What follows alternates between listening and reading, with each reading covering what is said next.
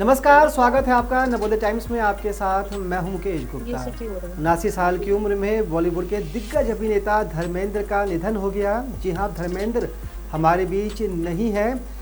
आज सुबह यानी कि सोमवार 24 नवंबर को धर्मेंद्र ने मुंबई स्थित अपने आवास पर अंतिम सांस ली। इनके बाद उनका नज़दीक के ही शमशान घाट में अंतिम संस्कार किया गया। इस शमशान घाट में बॉलीवुड के साथ साथ जो हमारी पॉलिटिशियन इंडस्ट्री है उसके लोग भी बड़ी संख्या में यहाँ पर पहुँचे। खुद नितिन गडकरी, रामदास अठावले सहित तमाम बड़े नेताओं ने उन्हें अपने श्रद्धा सुमन अर्पित किए। आपको सुनवाते हैं नेताओं ने क्या कुछ कहा। धर्मेंद्र ऐसे अभिनेता थे, वो केवल अच्छे अभिनेता नहीं थे, अच्छे इंसान भी थे। बहुत सीधे और भोला उनका स्वभाव था। मेरा उनका बड़ा व्यक्तिगत परिचय था और उनका एक उम्दा दिल था और विशेष रूप से देश की मिट्टी के साथ, किसानों के साथ उनकी बहुत बड़ी कटिबद्धता थी। उनकी जो फिल्में हैं जिसमें उन्होंने अभिनय किया है वो मुझे लगता है कि लोग कभी भूल नहीं सकेंगे। इतना अच्छा कार्य उन्होंने किया है और निश्चित रूप से उनके जाने से हमारे चित्रपट सृष्टि का बड़ा नुकसान भी हुआ है। भगवान उनके आत्मा को शांति दे, यही मैं ईश्वर चरण प्रार्थना करता हूँ। अरे मतलब बहुत ही बड़े हिंदी फिल्म इंडस्ट्री के कलाकार थे। उन्होंने 300 से ज्यादा फिल्मों में काम किया था और आज को जानते विधि में मैं नरेंद्र मोदी सरकार में सामाजिक न्याय राज्य मंत्री के नाते मैं भी आया था। मैंने उनको आदरांजलि अर्पित की है और एक बहुत बड़ा कलाकार था और उनको मैं आदरांजलि अर्पित करता हूँ।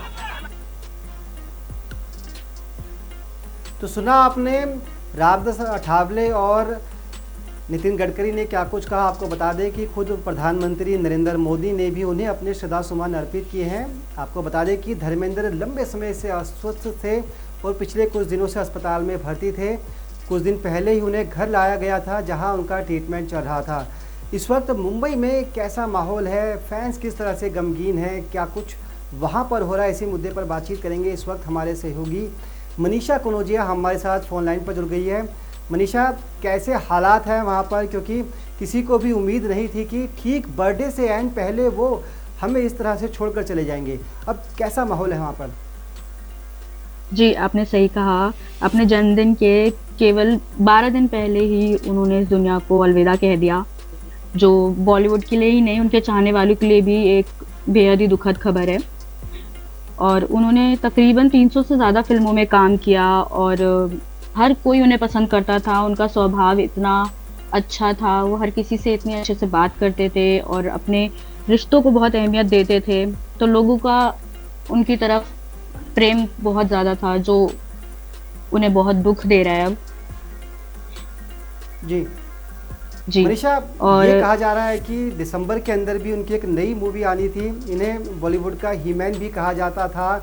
और धर्मेंद्र के फिल्मी करियर की भी आपने बात की। लगभग 65 साल तक वो बॉलीवुड में रहे और तमाम तरह की मूवीज़ उन्होंने की। न सिर्फ उत्तर भारत बल्कि पूरे हिंदुस्तान में एक सुपरस्टार के तौर पर उनकी इमेज थी। 1960 में दिल भी तेरा हम भी तेरे से डेब्यू किया, जिसके बाद बड़े रुपहले पर्दे पर वो आए। शोले, चुपके चुपके, सीता और गीता, धर्मवीर, फूल और पत्थर, जुगनू और यादों की बारात जैसी कई सुपरहिट मूवी धर्मेंद्र ने दी। 2023 में रॉकी और रानी की प्रेम कहानी में उनका किरदार चर्चा में रहा। उनकी आखिरी फिल्म 21 इसी साल 25 दिसंबर को रिलीज होनी है। क्या कुछ किरदार है इनका इस मूवी के अंदर, और क्योंकि अब आखिरी मूवी अपने आप में मानी जाएगी, तो इसको लेकर क्या कुछ कहेंगे आप? जी, जो फिल्म 21 है इनकी 25 दिसंबर को जो रिलीज होने जा रही है, कहा जा रहा है ये सच्चाई पर आधारित फिल्म है। जी जी, और अगर बात की, टीजर भी रिलीज हुआ है। जी मनीषा जी, ये इंडो पाक वॉर के ऊपर होगी, जिसमें एक यंग सोल्जर अर्जुन खेत्रपाल का हिस्ट्री दिखाया जाएगा और जिसका पोस्टर रिलीज हो चुका है।